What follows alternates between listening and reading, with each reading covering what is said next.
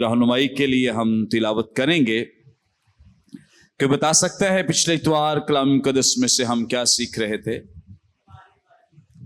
हाँ, तुम जमीन के क्या हो? नमक हो। तुम जमीन के नमक हो। इससे पहले हमने क्या सीखा है? मुबारकबादियों के बारे में। हाँ जी, किसी को याद है?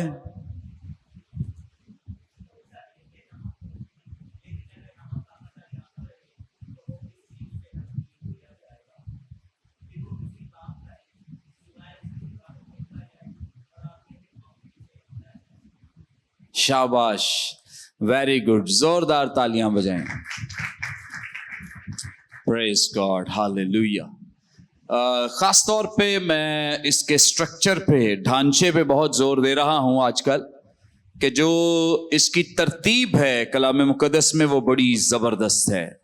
हम जो भी पढ़ेंगे मुक़द्दस मत्ती रसूल की मारिफत लिखी इंजील, इसका 5वां बाब और इसकी 13वीं आयत, यहाँ पे यूं मरकूम है, तुम जमीन के क्या हो? नमक हो। लेकिन अगर नमक का मजा जाता रहे तो वो किस चीज से नमकीन किया जाएगा? फिर वो किसी काम का नहीं सिवा इसके के बाहर फेंका जाए और आदमियों के पांव के नीचे रौंदा जाए। कलाम मुक़द्दस के पढ़े सुने जाने पे खुदावंद की बरकत हो, आमीन। इससे पहले हमने सीखा उन मुबारकबादियों के बारे में जो मैंने बयान किया है कि ये कैरेक्टरिस्टिक्स हैं, ये खूबियां हैं, क्वालिटीज हैं, सफ़ात हैं जो खुदावंद यीशु मसीह एक ईमानदार की बयान कर रहे हैं कि अगर कोई शख्स मसीह को कबूल करता है, उसके पास आ जाता है और मसीह की उस कुर्बानी पर ईमान ले आता है, मसीह की अबदियत का हिस्सा बन जाता है, तो जो हमेशा की जिंदगी उसने हासिल की है, उस हमेशा की जिंदगी के तुफैल ये काम जो हैं वो उसकी जिंदगी में होना शुरू हो जाएंगे, आमीन। क्या क्या काम होना शुरू हो जाएंगे? कि वो दिल का गरीब हो जाएगा। दिल का क्या हो जाएगा? गरीब हो जाएगा, मतलब खुदा पर तवक्कुल करना शुरू हो जाएगा, खुदा पर भरोसा करना शुरू हो जाएगा। सो सबसे पहला काम वो क्या करेगा कि खुदा पर तवक्कुल करेगा, भरोसा करेगा। वो अपनी जात पर, अपनी क्वालिटीज पर, अपने टैलेंट्स पे भरोसा नहीं करेगा, बल्कि खुदा पर भरोसा करेगा, उस पर ट्रस्ट करेगा और उसकी तरफ उसकी निगाहें लगी रहेंगी, आमीन। दूसरी बात कि वो क्या होगा? गमगीन होगा। गमगीन मतलब ये नहीं कि हर वक्त परेशान फिरता रहेगा या गम की हालत में फिरता रहेगा। क्या हमने सीखा था कि मुबारक है वो जो गमगीन है? क्या मतलब है इसका?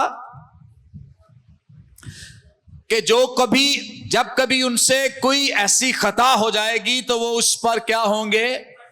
पछताएंगे, पशेमान होंगे, गमज़दा होंगे। वो अपनी गलती पर फख्र नहीं करेंगे, वो अपनी खराबियों पर फख्र नहीं करेंगे, बल्कि उनके लिए क्या करेंगे? खुदा से माफी मांगेंगे और फिर से रूहानी जिंदगी गुजारेंगे। और खुदावंद यीशु मसीह ने जो तीसरी बात यहां पे बयान की है कि वो क्या होंगे? हलीम होंगे। जब एक जिंदगी खुदा को कबूल कर लेगी, अबदियत में दाखिल हो जाएगी, तो वो क्या हो जाएगी?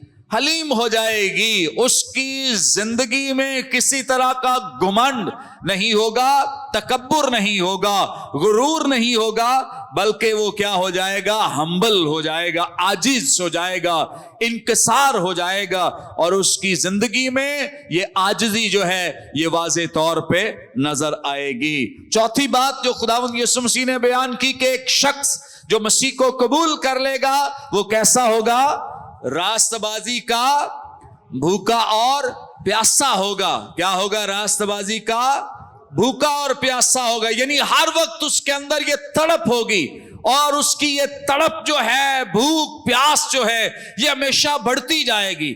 जैसे जैसे वो शख्स खुदा की हुजूरी में जाएगा उसकी तड़प बढ़ती जाएगी। आप खुद इस बात का तजर्बा करें अपनी जिंदगी में। आप اگر حقیقتاً اس کی حضوری میں بیٹھتے ہیں تو آپ کے لیے آدھا گھنٹہ بھی کم ہو جائے گا. ایک وقت آئے گا آپ کے لیے 1 گھنٹہ بھی کم ہو جائے گا. ایک وقت آئے گا 2 گھنٹے بھی آپ کو بہت کم لگیں گے. ایسے ہی لگے گا کہ میں تو چند لمحے ہی خدا کی حضوری میں گزار سکا ہوں. سو یہ بھوک، پیاس اور یہ تڑپ اس کی زندگی میں بڑھتی جائے گی. آگے کیا بیان کیا ہے کہ جتنے لوگ مسیح کو قبول کر لیں گے وہ رحم دل ہو جائیں گے. ان کے اندر کیا آ جائے گا؟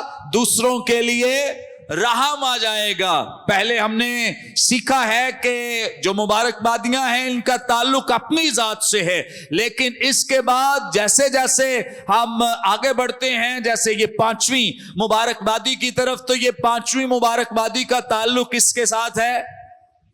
دوسروں کے ساتھ ہے. کس کے ساتھ ہے؟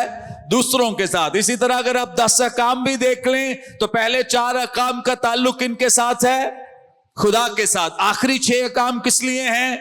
دوسروں کے تعلق کے ساتھ ہیں، اور ان کا جو تعلق ہے وہ دوسروں کی شخصیت کے ساتھ ہے. اسی طرح سے کلام یہاں بھی بیان کرتا ہے، اس بات کی تصدیق کرتا ہے کہ اب یہ جو پہلی 4 مبارکبادیاں ہیں ان کا تعلق ہماری اور خدا باپ کی ذات یا شخصیت کے ساتھ ہے. 5ویں مبارکبادی سے ایک نیا سلسلہ شروع ہوتا ہے کہ اس کا تعلق ہم سے بڑھ کر دوسروں کی شخصیت تک چلا جاتا ہے. ایک ایماندار صرف اپنی زندگی تک ہی محدود نہیں رہتا، اس کی ایمانداری، دیانتداری، راست بازی جو ہے وہ اپنی شخصیت، اپنے خاندان سے بڑھ کر دوسروں تک بھی پہنچ جاتی ہے. آمین. آگے کیا لکھا ہے؟ مبارک ہیں وہ جو صلح کراتے ہیں. کیا کراتے ہیں؟ صلح کراتے ہیں. اس کا مطلب یہ ہے کہ جیسے رحم دلی کا تعلق دوسروں کے ساتھ ہے، اسی طرح سے یہاں جو صلح کرانے کا ذکر ہے اس کا تعلق بھی دوسروں کے ساتھ ہے. اور اب یہ رحم دلی ہو یا صلح کرانا ہو، یہ صرف اپنے جو حلقہ احباب کے لوگ ہیں ان تک محدود نہیں کہ ہم صرف مسیحیوں ہی کے ساتھ نیکی کریں، بھلائی کریں یا ان کے ساتھ رحم دل ہوں اور غیر ایمانداروں کے ساتھ رحم دل نہ ہوں. ایسا ہرگز نہیں، بلکہ یہ جو صلح ہے اس کا تعلق ہی غیر ایمانداروں کے ساتھ ہے. کس کے ساتھ ہے؟ صلح کرانے کا مطلب کیا ہم نے سیکھا تھا؟ مبارک ہیں وہ جو صلح کراتے ہیں. کیا مطلب ہے اس کا؟ جو دوسروں کو جو خدا سے دور ہیں ان کو خدا کی بادشاہی میں شامل کرتے ہیں. آمین. اور اس کے بعد ہم نے 10ویں آیت میں سیکھا ہے کہ مبارک ہیں وہ جو راست بازی کے سبب سے ستائے گئے ہیں.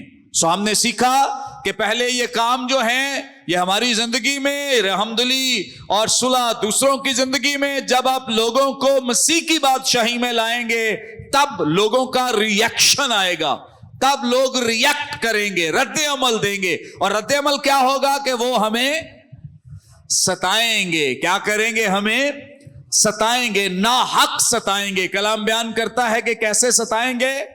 ناحق ستائیں گے. وہ رائٹ پر بھی نہیں ہوں گے، درست بھی نہیں ہوں گے، تو بھی ہمیں تنگ کریں گے. جیسے آج کل بھی مسیحیوں کو ستایا جا رہا ہے، تنگ کیا جا رہا ہے، اذیتیں دی جا رہی ہیں، اظہار ثانی کا انہیں سامنا کرنا پڑ رہا ہے.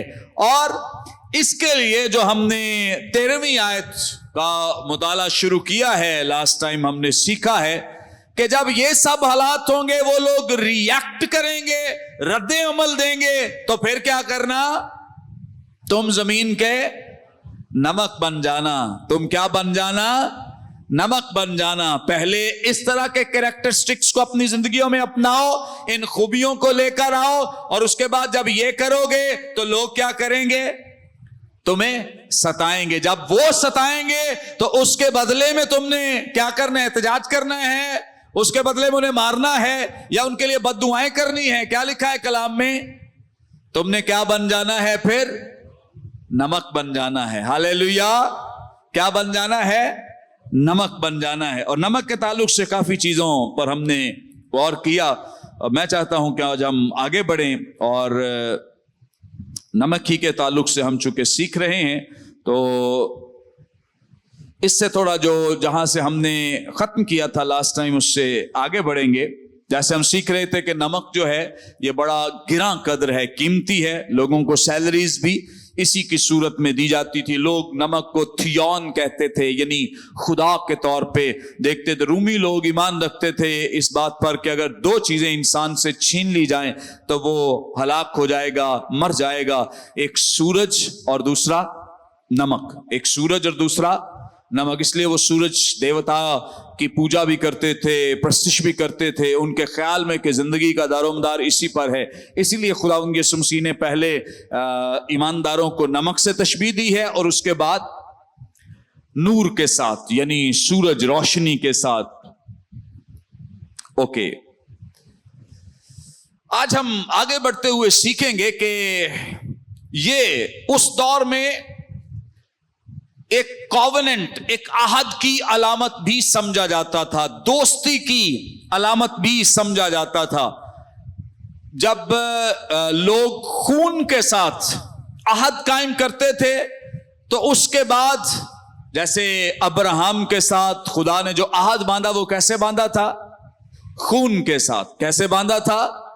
خون کے ساتھ. لیکن اس کے بعد جب رومی دور میں لوگ خون سے نہیں بلکہ نمک کے ساتھ عہد باندھتے تھے. کیا کرتے تھے؟ نمک کے ساتھ. دو فریق آمنے سامنے بیٹھ جاتے تھے اور جس بات پہ وہ متفق ہو جاتے تھے تو پھر نمک کھاتے تھے. کیا کھاتے تھے؟ نمک کھاتے تھے. وہ اس بات کی دلیل تھی کہ ہم نے ایک دوسرے کا کیا کھایا ہے؟ نمک کھایا ہے. اور اب ہم کسی بھی لحاظ سے, کسی بھی طرح سے ایک دوسرے کے خلاف نہیں جائیں گے. عرب ممالک میں آج بھی اگر کوئی کسی کا نمک کھا لیتا ہے, کیا کھا لیتا ہے؟ نمک کھا لیتا ہے, اور وہ پابند ہو جاتا ہے کہ وہ کسی کے ساتھ بھی, یا جس مالک کی خدمت کر رہا ہے, جس کے ہاں جس کا وہ نمک کھا رہا ہے, وہ اس کے ساتھ بے وفائی نہ کرے. وہ اس کے ساتھ بے وفائی نہ کرے. اور اگر وہ کرے تو اسے نمک حرام کہا جاتا ہے. کیا کہا جاتا ہے؟ نمک حرام. کس نے نمک کھایا ہے جبکہ اس نے اس کی پاسداری نہیں کی ہے, اس کے ساتھ لائل نہیں ہے, اس کے ساتھ فیتھفل نہیں ہے. نمک تو کھایا ہے, اگر کھائے بغیر وہ ایسا کرتا ہے تو شاید لوگ چھوڑ دیں, لیکن چونکہ نمک کھا کے وہ لائل نہیں ہے, فیتھفل نہیں ہے, دیانتدار نہیں, ایماندار نہیں, تو اس اعتبار سے اسے کہا جاتا ہے کہ یہ کیا ہے؟ نمک حرام ہے.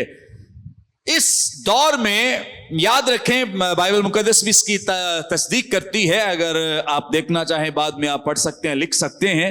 تواریخ کی دوسری کتاب اس کا 13واں باب اور اس کی 5ویں آیت میں جو ایسے ڈیسیژنز ہیں, فیصلہ جات ہیں, ان کی تصدیق بھی نمک کے ساتھ کی جاتی تھی. اس وقت کوئی نوٹری پبلک اور کوئی ایسے اسٹامپ فروش تو دنیا میں موجود نہیں تھے, لیکن اگر کسی چیز کی تصدیق کرانا ہوتا یا اس کے لیے لوگوں کو ضرورت پڑتی کہ اس چیز کی یا اس بات کی تصدیق کرائی جائے, تو وہ جا کر کسی سے سٹیمپ نہیں لگواتے تھے, وہ کسی سے مہر نہیں لگواتے تھے, وہ کسی نوٹری پبلک پہ جا کر کوئی پے نہیں کرتے تھے, یا وہاں کا تصدیق نامہ نہیں لے کر آتے تھے, بلکہ کیسے کرتے تھے؟ نمک کے ذریعے سے. کیسے تصدیق ہوتی تھی؟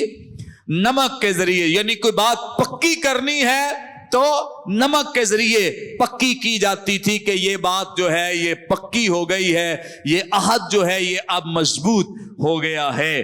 اس لیے ایمانداروں کو خدا اور انسان کے مابین جو عہد ہے اس میں نمک کی حیثیت حاصل ہے. کس کی حیثیت حاصل ہے؟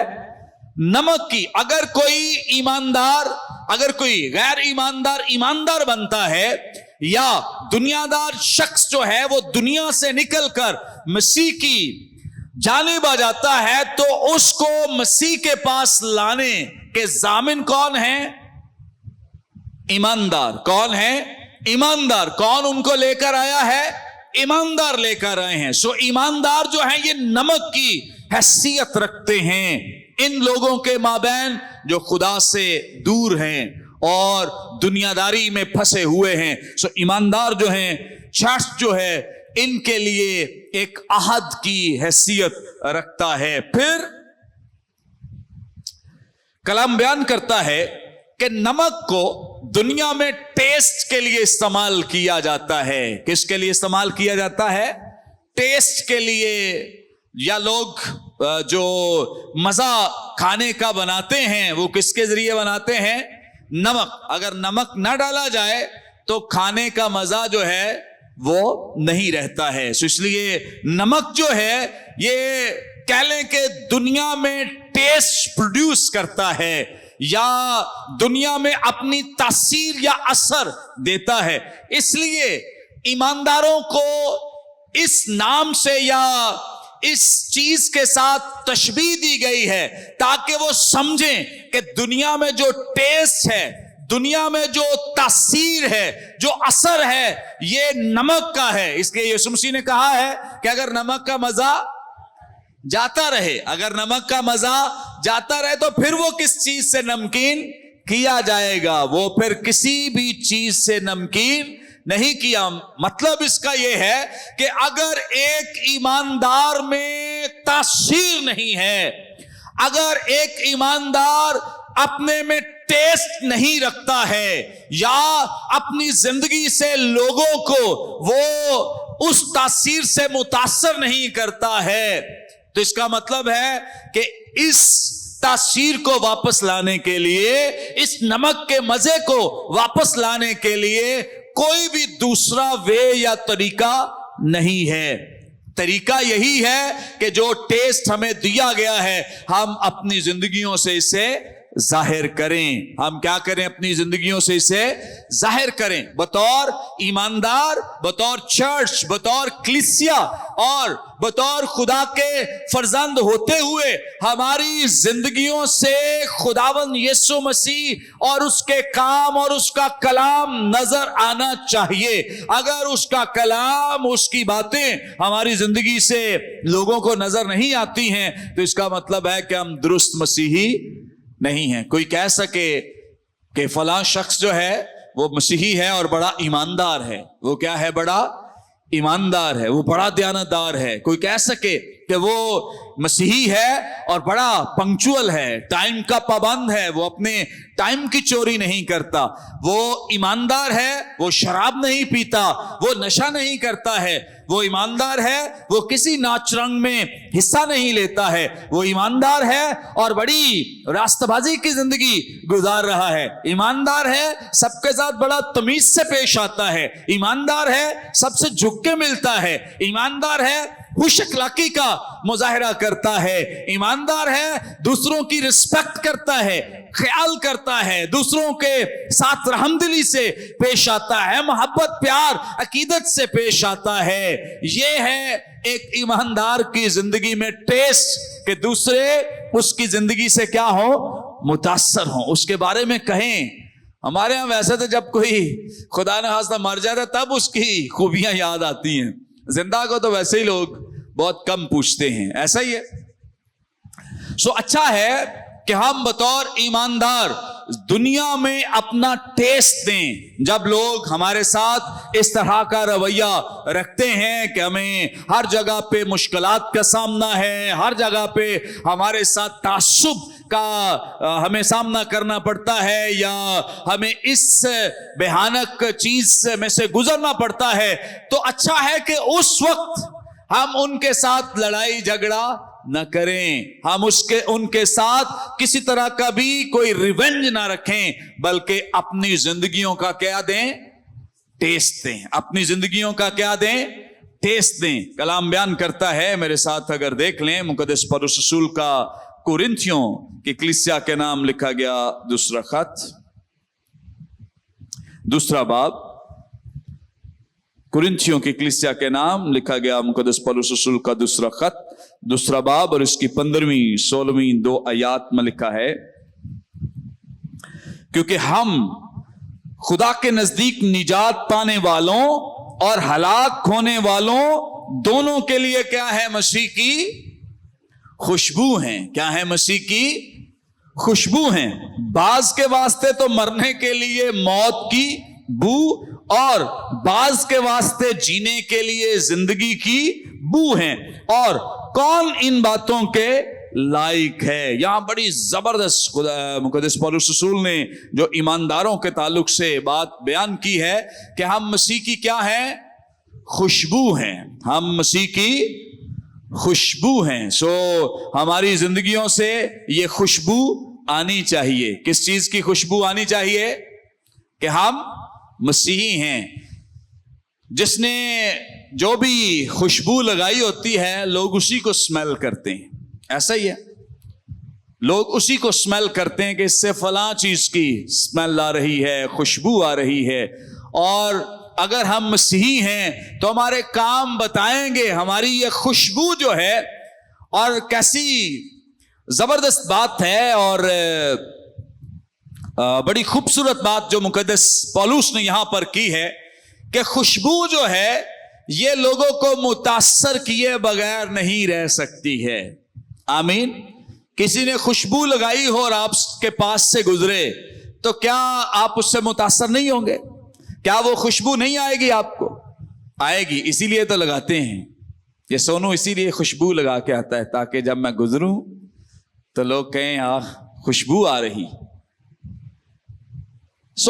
याद रखें कि जब कोई भी इस तरह से खुशबू लगाता है और पास से गुजरता है तो लोग मुतासर होते हैं। लोग उसका असर लिए बगैर नहीं रह सकते हैं। इसीलिए खुदा के कलाम में मुक़द्दस पौलुस ने कहा है कि तुम क्या हो? मसीह की खुशबू हो। जब तुम कहीं से गुजरो तो पता चलना चाहिए कि कोई मसीही यहां से गुजरा है। जब आप काम करो तो पता चलना चाहिए कि कोई मसीही काम कर रहा है। जब आप किसी से गुफ्तगू करो तो पता चले कि कोई मसीही किसी से गुफ्तगू कर रहा है, बातचीत कर रहा है। बहुत जबरदस्त बात है कि हमें जमीन पर इसलिए रखा गया है ताकि हम अपना टेस्ट दें, लोगों को खुशबू से मुअत्तर कर दें, लोगों को खुशबू दें, लोग हमारा टेस्ट देख सकें, लोग हमारी खुशबू को स्मेल कर सकें, ले सकें कि ये वाकई खुदावंद यीशु मसीह के डिसाइपल्स और उसके शागिर्द हैं। आमीन। ये वाकई मसीह के क्या हैं? डिसाइपल्स और उसके शागिर्द हैं। Praise God.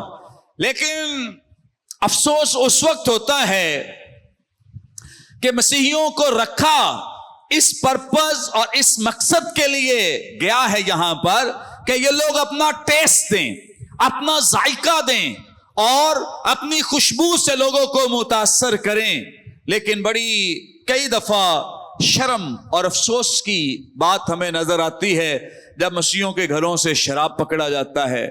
मसीही शराब बेचते पकड़े जा रहे हैं। मसीही और बहुत सारी खराबियां करते हुए मुलव्वस पाए जाते हैं। बड़ा अफसोस। इसीलिए हमारा यहां रहने का जो मकसद है ना वो फेल हो रहा है, क्योंकि खुदावंद ने हमें यहां इसलिए रखा है और इसलिए इस मुल्क में जगह दी है ताकि हम क्या करें? यहां पे अपनी खुशबू दें। लेकिन अफसोस कि खुशबू की बजाय यहां से बदबू जा रही है और बहुत सारे मसीही जो नौजवान हैं, बेटे बेटियां और बहुत सारे बड़े भी ऐसे ही हैं जिनकी जिंदगियां मसीह के नाम पर धब्बा हैं। अफसोस होता है, बहुत दफा इस बात का मैं तज़किरा करता हूं कि उनके कामों की वजह से मसीह के नाम की तज़हीक हो रही है, बेइज्जती हो रही है। बहुत बुरा लगता है हमें पतरस का इनकार करना, बहुत बुरा लगता है हमें यहूदा इस्करियोती का कि उसने पैसे लेकर मसीह को बेच दिया। तो आज भी बहुत सारे मसीह यही काम कर रहे हैं। आज भी क्या कर रहे हैं? मसीह का सौदा कर रहे हैं, मसीह को बेच रहे हैं, मसीह का नाम बदनाम कर रहे हैं, मसीह का इनकार कर रहे हैं, मुनकर हो रहे हैं, जो कि दुरुस्त बात नहीं है। बड़े अफसोस के साथ ये कहना पड़ता है कि जो हमारी वैल्यूज नहीं हैं वो आज हम दुनिया में लोगों को दिखा रहे हैं। और बहुत सारे लोग हमारा हवाला देते हैं कि फलां चीज देखनी है उनकी बस्ती में जाओ, फलां चीज देखनी है वहां जाओ, ये चीज वहां से आपको मिल जाएगी, ये चीज वहां से मिल जाएगी, जो कि बहुत شرم اور افسوس کی بات ہے. اچھا ہے, خوبصورت اور خوش آئند بات یہ ہے کہ ہم اپنی زندگیوں کو خدا کے کلام کے سانچے میں ڈھالتے ہوئے جو خداوند یسوع مسیح نے ہمیں نمونہ دیا ہے, ہم اس کے مطابق اپنی زندگیوں کو گزاریں. آمین. یہاں تک کہ جب بچہ پیدا ہوتا تھا, حزقیل نبی کا صحیفہ 16واں باب اور اس کی 4 آیت کے مطابق, جب بچہ پیدا ہوتا تھا تو اس کو نمک لگایا جاتا تھا. کیا لگایا جاتا تھا؟ نمک لگایا جاتا تھا. کیا پرپز ہو سکتا ہے, کیا مقصد ہو سکتا ہے نمک لگانے کا؟ ہاں جی, صفائی کے لیے. اور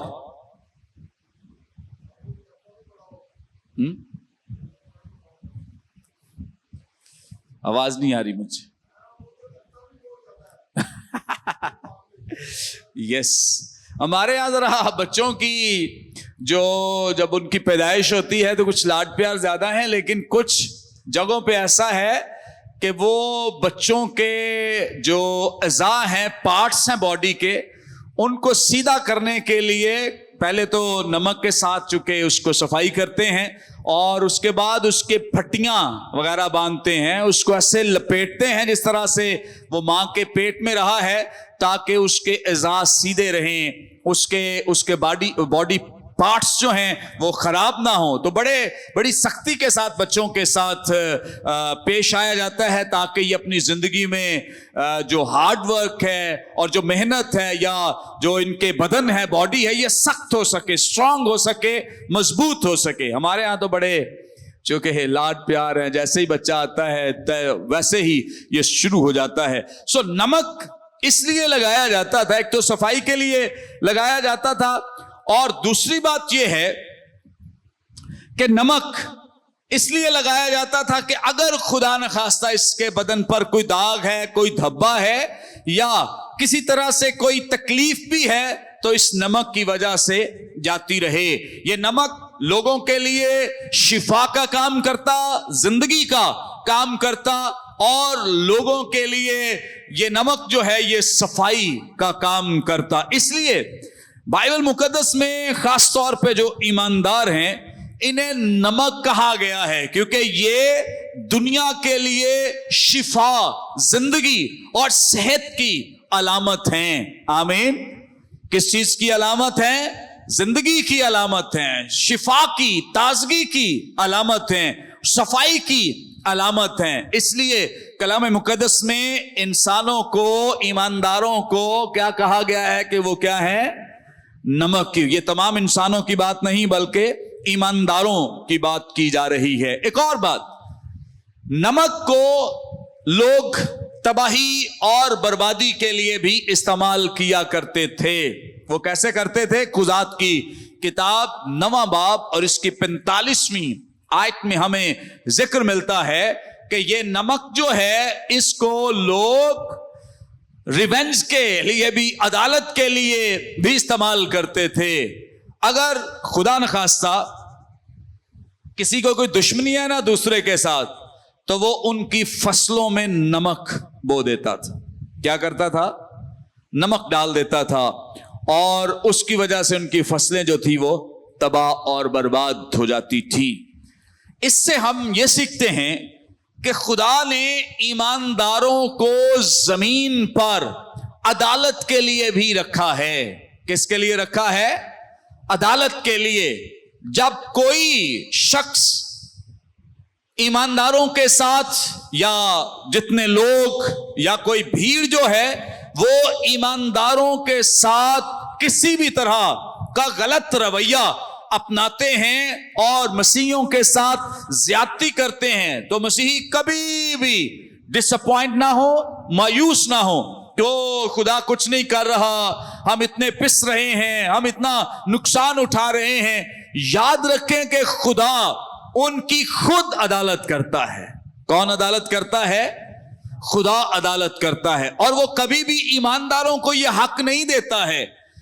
وہ ہمیں اس چیز کے لیے نہیں کہتا کہ ہم اپنا ریونج یا ہم اپنا بدلہ لیں, کیونکہ کلام بیان کرتا ہے کہ بدلہ لینا मेरा काम है। किसका काम है? मेरा काम है। जब हम दूसरों को छोड़ देते हैं तो इसका मतलब है कि हम उनके सर पर आग के अंगारों का ढेर लगा देते हैं, जब उनको छोड़ देते हैं। लेकिन जब खुद बदले लेते हैं तो फिर बदला ले भी नहीं पाते हैं, और जो उनका नुकसान खुदा की तरफ से होना है वो भी नहीं हो पाता है। सो हम अगर उनको छोड़ दें, अपनी तरफ से उन्हें माफ करें, बहाल करें, ताकि खुदा खुद उनसे रिवेंज ले, बदला ले। और खुदा का कलाम बयान करता है हम इसलिए उनको ना माफ करें कि खुदा बदला ले, हम उनको इसलिए ना छोड़ें कि हम इनकी सरों पर आग के अंगारों का ढेर। ये वैसे रियलिटी बयान की गई है कि जब हम माफ कर देंगे, उनको छोड़ देंगे, रिवेंज नहीं लेंगे, तो फिर खुदा क्या करेगा? बदला लेगा। लेकिन अगर हम बदला लेंगे तो फिर खुदा बदला नहीं लेगा, क्योंकि फिर हम तो खुद ये बदले ले रहे हैं। इसलिए खुदा का कलाम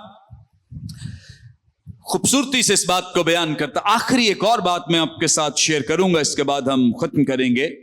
ये नमक जो है, ये चीजों को प्रिजर्व करने के लिए, महफूज बनाने के लिए भी इस्तेमाल किया जाता है। जैसे आजकल रेफ्रिजरेटर्स हैं, फ्रिज हैं, और बहुत सारे वेज हैं लोगों के पास चीजों को महफूज बनाने के लिए, चीजों को देर पा रखने के लिए।